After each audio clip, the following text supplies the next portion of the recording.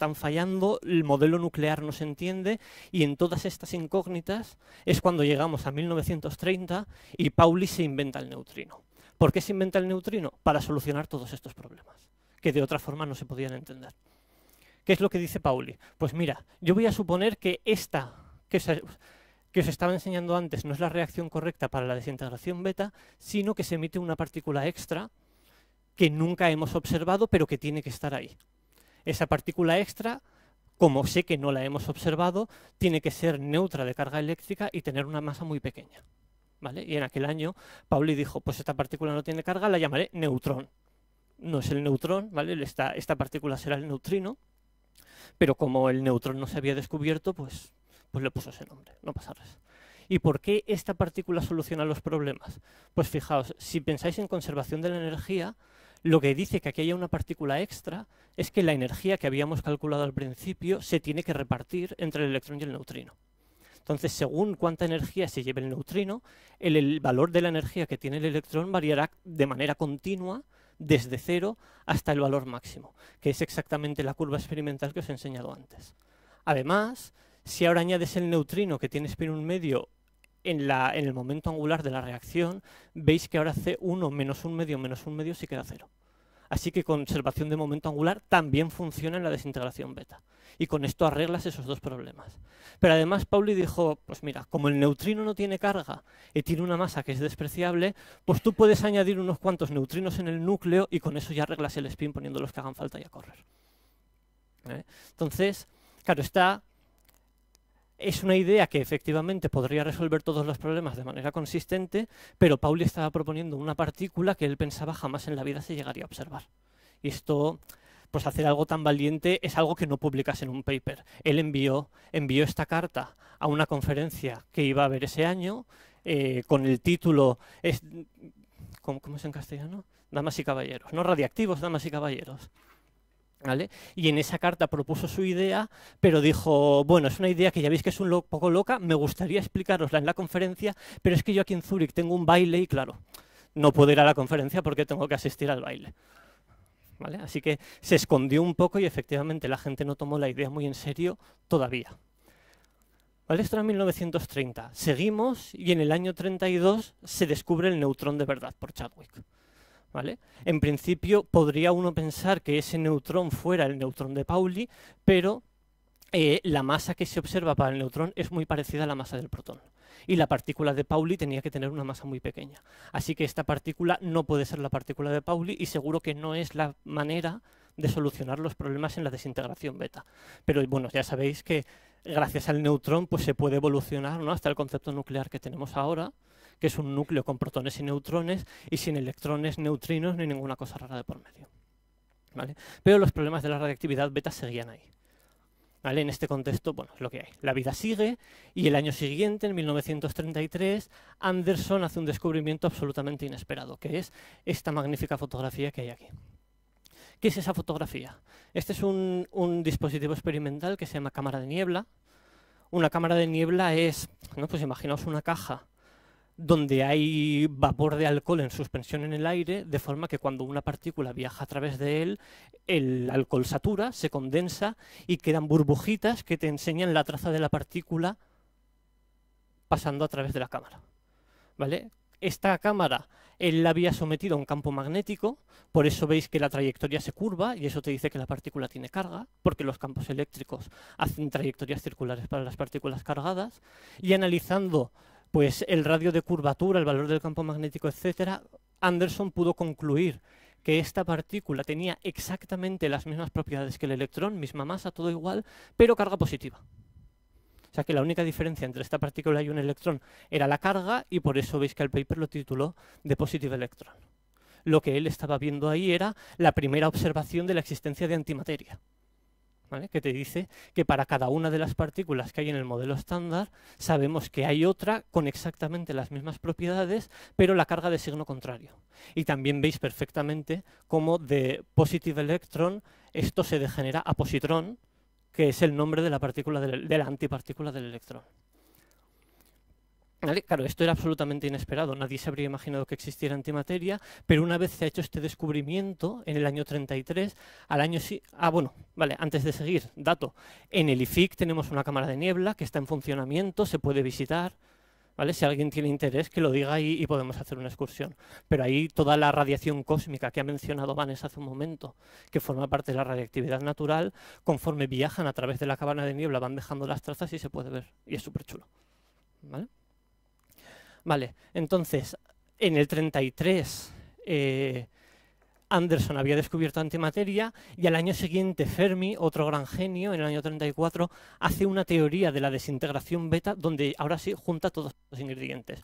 Usa el neutrón de Chadwick, el positrón que había descubierto Anderson, los protones y electrones que se sabía que forman parte de las desintegraciones beta y también la partícula de Pauli. Claro, ahora como el neutrón ya se había descubierto, pues Fermi, que era italiano, dice, necesito un nombre para otra partícula neutra, pero más pequeñita. Pues neutrino, ¿no? Esto es como haces así y hablas italiano. Esto, vale. Y lo que él propone es que todas las desintegraciones beta sean procesos de este tipo entre neutrones y protones emitiendo electrones y neutrinos. Y eso significa que cualquier átomo, en particular estos de aquí, se relacionan con algún proceso de estos dos tipos. ¿Vale? Pero su teoría no era solo yo espero que estos sean reacciones de este tipo, sino que era una teoría física de verdad que permite calcular cosas. Y la teoría de Fermi permitía calcular la forma del espectro de energía del electrón, y lo predecía perfectamente la gráfica esta que hemos visto antes, permitía calcular la vida media de los procesos y daba un número razonablemente acertado, o sea que era una teoría absolutamente exitosa. Y el hecho de que esta teoría funcionara tan bien es el primer momento en que la gente se empieza a tomar en serio el neutrino. Dice, oye, si esta teoría sencilla, consistente, funciona tan bien, igual es que este bicho existe y tendríamos que pensar cómo medirlo porque parece que las cosas funcionan así. ¿Vale? Fijaos que también funcionaba la teoría de Fermi, que en solo 4 años le dieron el Nobel. ¿Vale? Claro, ¿qué pasa? Que los neutrinos no se habían observado y Pauli ya decía que como los neutrinos no se habían observado es porque tienen que interaccionar muy débilmente, ser difíciles de detectar. Así que usando la teoría de Fermi, Bethe y Peyers, lo que se preguntaron es, vale, pues si estos neutrinos interaccionan tan débilmente, yo tengo un neutrino que va a atravesar la Tierra, ¿qué distancia tengo que esperar en promedio para que interaccione? Porque claro, si no interacciona, sigue recto para adelante, yo no lo veo y adiós. Yo necesito que interaccione en algún momento para ver que está ahí.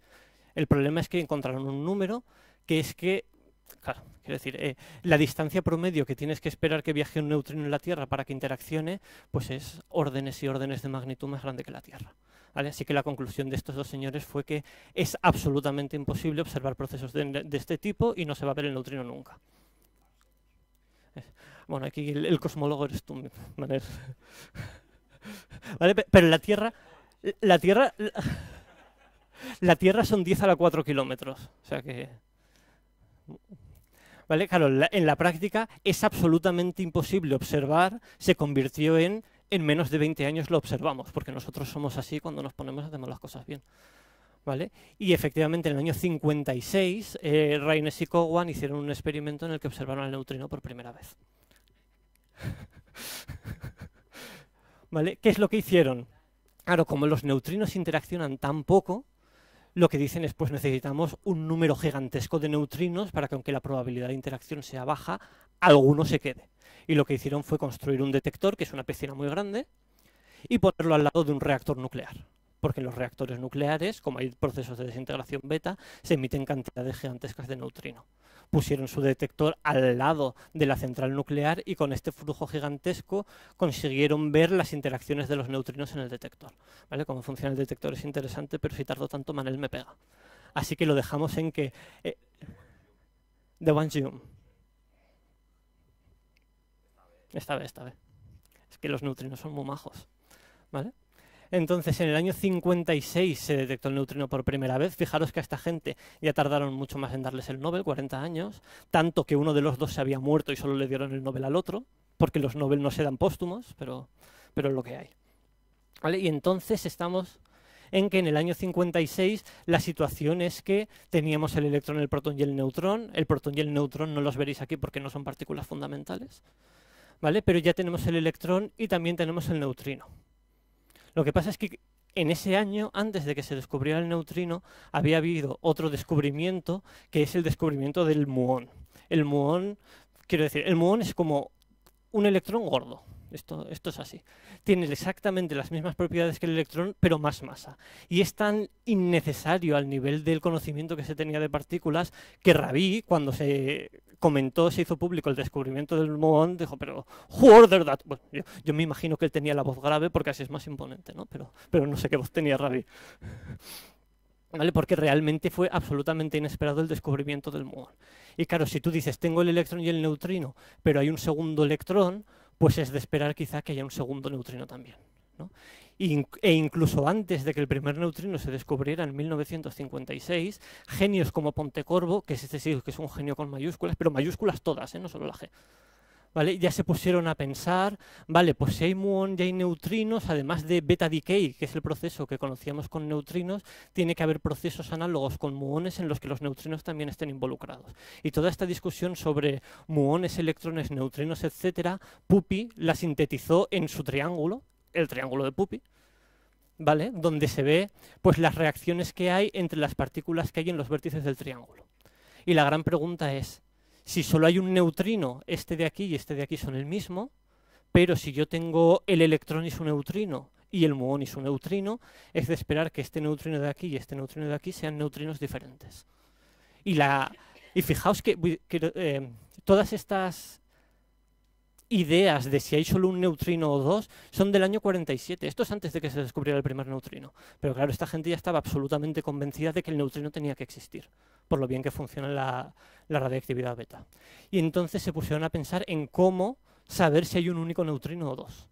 ¿Vale? Y aquí viene el gran trabajo de Bruno Pontecorvo, bueno, uno de los muchos grandes trabajos de Bruno Pontecorvo, que él lo que dice es, fijaos que esto ya es a finales de los 50, él diseña el concepto experimental para crear un haz de neutrinos. Es exactamente el mismo concepto que se usa hoy en día, ¿vale? Y lo describo rápidamente. La idea es, cuando tú tiras protones contra una lámina de lo que sea, como ahí hay reacciones, empiezan a salir partículas. Y en particular salen piones, que son unos bichitos muy nobles, que tú le das una pata a una piedra y salen piones a punta pala.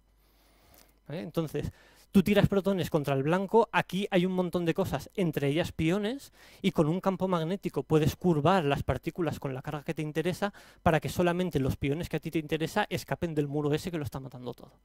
En particular, si eliges estos piones, por la forma en que se desintegran, veis que se desintegran en un muón y un neutrino. Tú pones luego una pared, el muón se choca, los neutrinos la atraviesan, y así, haciendo un haz de piones, en el momento en que se desintegran, tienes un haz de neutrinos que va en la dirección que tú quieras. ¿Vale? Este es exactamente el mismo concepto que se usa en los grandes experimentos de miles de millones de dólares que se están construyendo ahora. Igual, la idea fue de él. Y lo que él dice es no solo cómo plantear el haz de muones, o sea, el haz de neutrinos producidos con muones, sino que también te dice cómo usar estos neutrinos en un experimento para comprobar si hay un único neutrino o dos. ¿Cuál es la idea? Yo sé que este neutrino que he creado aquí es el neutrino que va con el muón. Ahora yo pongo un detector. Si el neutrino es único y es el mismo para todos, en el detector la interacción de los neutrinos puede dar tanto electrones como muones. En cambio, si el neutrino del muón es intrínsecamente distinto del neutrino del electrón, en el detector solo veré muones.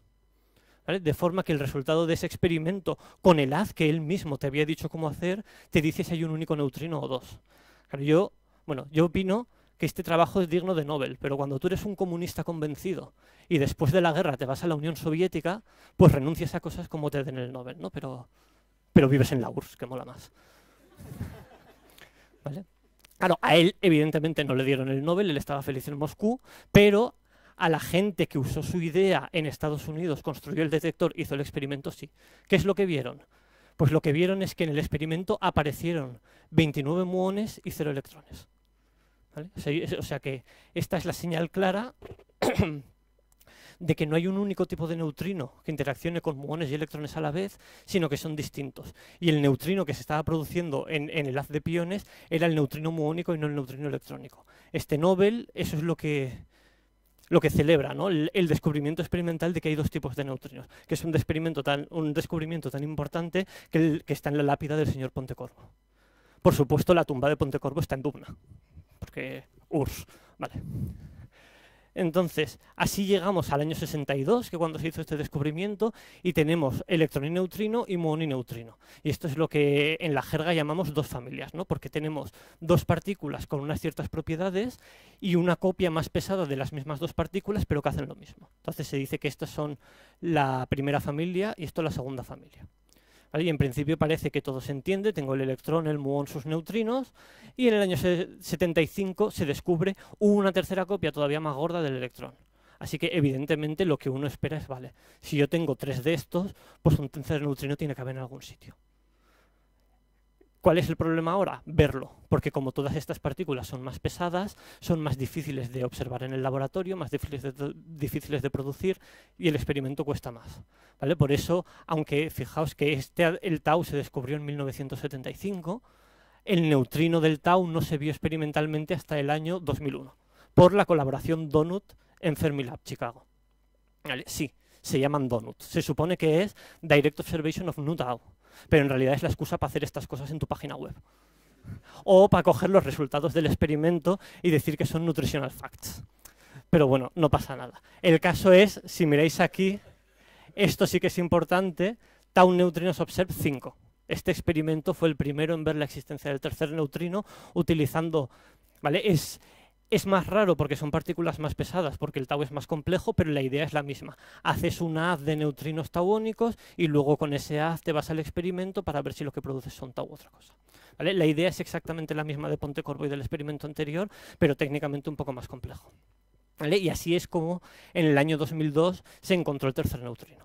¿Vale? Ya sabéis que en realidad en 2002 se sabía casi todo, solamente faltaba el Higgs, que se encontró en 2012, el gravitón ni está ni se le espera, pero mira qué dibujo más chulo. ¿Vale? Que estos dibujos son del CERN, ¿eh? No los he hecho yo. Esto es el modelo estándar oficial. ¿Vale? ¿Vale? Y ahora la única pregunta que queda es, yo he encontrado estos tres neutrinos, pero hay más. ¿Vale? Y voy a poner dos ejemplos de cómo sabemos que no hay más neutrinos, al menos normales. Puede haber cosas raras, de eso hablarán Mario y José María, pero neutrinos normales sabemos que no puede haber más de tres. ¿Cómo lo sabemos? El primer ejemplo es cosmología. Aquí me enrollo poco.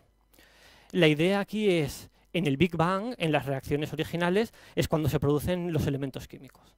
¿Vale? Y en particular, la abundancia de cada uno de estos elementos depende pues, de cuáles sean las partículas que hay en ese caldo primordial. Aquí lo que hay es la abundancia de helio frente a la abundancia de deuterio. ¿Vale? Los detalles no importan, pero veis que la curva teórica en función de si hay 2, 3 o 4 neutrinos es completamente distinta. El rectángulo negro es la medida experimental. ¿Vale? Cosmología te dice hay 3 neutrinos y no más. Segundo ejemplo, LEP. LEP es un acelerador que hubo en el CERN en los años 90 que midió muchísimas cosas con muchísima precisión porque molaba mucho. En particular, lo que midió es la dependencia en la energía de esta cantidad, no importa, que también depende del número de neutrinos. ¿Vale? Entonces, veis, esas tres curvas son las curvas teóricas, estos puntos son las medidas experimentales. Y las barras de error están multiplicadas por 10, porque si no, no se ven. O sea, que veis que es una medida, en particular esta de aquí arriba, extraordinariamente precisa, que también te dice hay 3 neutrinos y no más. ¿Vale? O sea que sabemos, después de toda esta trayectoria histórica, que hay 3 neutrinos y sabemos que no va a haber más. Así que ya termino. Solo quiero resaltar los que yo creo que son las figuras clave, que evidentemente empiezan con Pauli, porque Pauli es el que tuvo la idea al principio, pero la idea sin la teoría de Fermi se habría quedado ahí. ¿Vale? Así que la teoría de Fermi es fundamental y Reinsch y Cowan la usaron para detectar el primer neutrino. De los otros dos neutrinos, Pontecorvo tiene que estar. Pontecorvo es un absoluto genio. Es decir, cuando tú encuentras un paper de un señor en los años 40 que dice cosas que todavía no se han podido ver ni entender bien, ¿no? Te das cuenta de que ese señor tiene una visión a futuro importante. Pero claro, Pontecorvo diseñó los haces de neutrinos, cómo distinguir si el neutrino mu es distinto del neutrino E, y fueron estos señores experimentales los que hicieron el trabajo de encontrarlo. ¿Vale? Todas estas fotos yo creo que resumen por qué hay 3 neutrinos y además otros resultados por ahí nos dicen que hay 3 y no más. ¿Vale? Y esta yo creo que era la historia que quería contaros, así que los neutrinos y los antineutrinos os damos las gracias.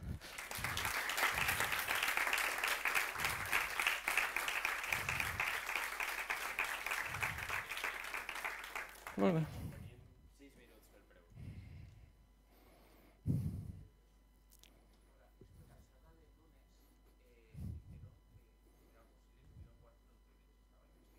Claro, lo que pasa es, por eso digo que si hay más de neutrinos, tienen que ser muy distintos. ¿Por qué? Porque la curva esta de aquí, lo que te dice es, a ver cómo lo digo. ¿Vale? Se sabe que los neutrinos estos tienen una masa muy, muy, muy pequeña por todo lo que he comentado. Esta curva lo que te dice es que no puede haber un cuarto neutrino a la de estos. Y en particular lo que te dice es que, ¿esto cómo será? 3, 6, 9. Que si hay un cuarto neutrino tiene que ser como mínimo 10 a la 9 veces más pesado que estos. ¿Vale? Claro, un neutrino activo. Sí, sí, sí, sí.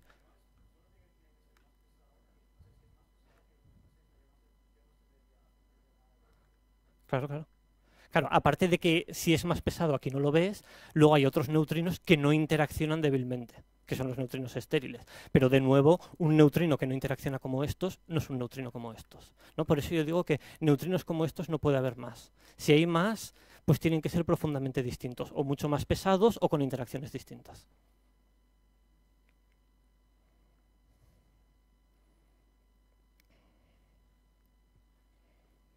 Háblanos de un poquito de cosmología.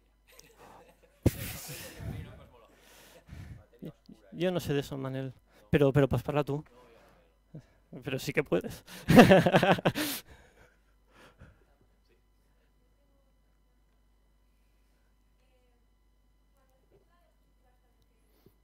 De, dime qué pare.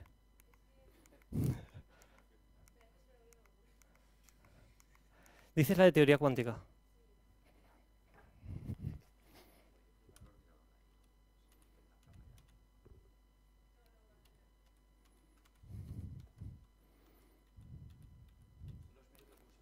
¿Esta? Es que Feynman no sé. Ah, de Fermi, vale, vale, vale. Perdona.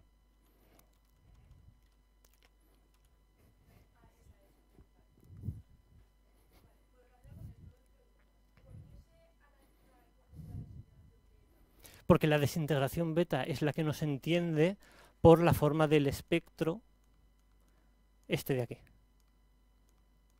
Bueno, vamos a dejarla por tranquilo. ¿Vale? Porque la forma esta del espectro, donde los electrones tienen energía continua, no tiene ningún sentido.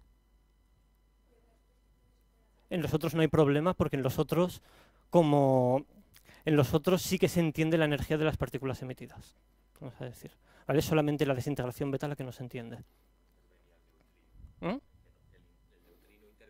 Exacto, exacto. En las otras no se emite ningún neutrino en ningún sitio, lo que se emiten son cosas conocidas, entonces sí, en el neutrino se pueden entender. Pero esta no, porque en esta sí que se están emitiendo neutrinos. Perdón.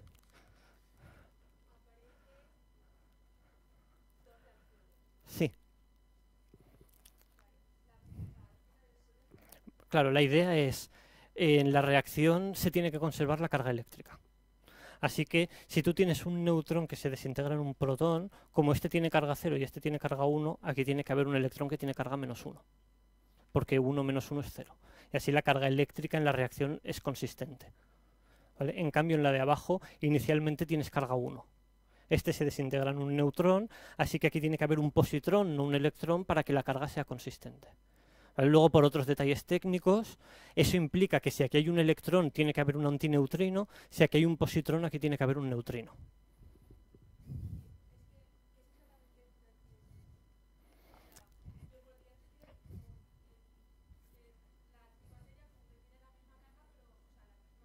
Todo igual, pero la carga opuesta, sí. Ya, el neutrino es sutil, por eso, por el hecho de que el neutrino tiene carga, hay muchas cosas que puedes hacer con el neutrino y no con otras partículas, que son las ideas que estoy seguro se comentarán en las charlas de mañana y pasado. Pero como todas esas diferencias entre partícula y antipartícula debido a que tienen carga cero no están comprobadas y no son modelo estándar, yo he preferido no mencionarlas. ¿Vale? Así que si tienes curiosidad, en el break podemos hablar un poco, pero en principio yo creo que Mario y José María esto lo van a cubrir bien. Ende Maure. Gràcies, Alejandro. Gràcies.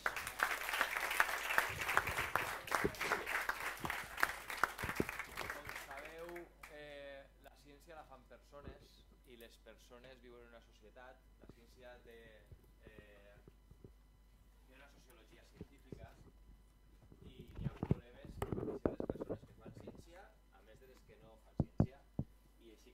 Vallès